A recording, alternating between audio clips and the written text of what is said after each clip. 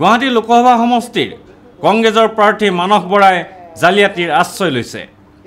এই অভিযোগ মন্ত্ৰী অকণ বৰাৰ একালৰ ঘনিষ্ঠ সহযোগী দুলাল বৰাৰ।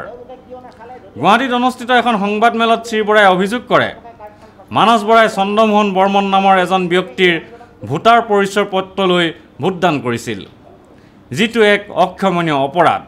এই ফটোখন সংবাদমেলত প্ৰদৰ্শন কৰি শ্ৰী বৰাই প্ৰশ্ন কৰে, মানস বৰাই বেলেগৰ পৰিচয় পত্ৰ কিয় ব্যৱহাৰ কৰিব? ভোটাৰ তালিকাত মানস বৰাৰ নাম নাই নেকি? মানস বৰাৰ বিৰুদ্ধে অভিযোগ উত্থাপন কৰি শ্ৰী বৰাই কয়, মানস বৰাৰ যিখন ভোটৰ পৰিচয় পত্ৰ তেওঁ ভোটত যিখন কাৰ্ড ব্যৱহাৰ কৰিছে সেই কাৰ্ডখন হ'ল তেওঁৰ নিজৰ নামৰ নহয়। তেওঁ এজন চন্দ্ৰমোহন বৰ্মন নামৰ ব্যক্তিৰ কাৰ্ড ব্যৱহাৰ কৰি তেওঁ ভোট দিলে।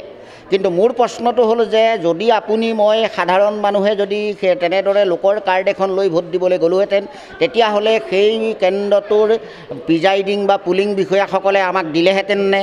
হয়তো আমাক জেলত ভৰালেহেঁতেন আমি 420 কৰিছোঁ বুলি। কিন্তু মানস বৰাক 420 কৰিবলৈ, কাৰণ মানস বৰাৰ ওপৰত মই বহু সময়ত বহু গোচৰ অসমৰ বিভিন্ন থানাত দি আহিছোঁ, যিখিনিত তেওঁ মানে ডকাইতিৰ পৰা 420 পৰা বিভিন্ন ধৰণৰ কথা আহি আছে। তেনেস্থলত তেওঁ লাষ্ট ইলেকশ্যন কমিশ্যনক যিদিনাখন তেওঁ নিজেই কেণ্ডিডেট, সেইদিনাখনো তেওঁ নিজৰ নামৰ কাৰ্ড ব্যৱহাৰ নকৰি লোকৰ নামৰ কাৰ্ড ব্যৱহাৰ কৰি তেওঁ পুনৰ এটা জালিয়াতিৰ আশ্ৰয় লৈছে।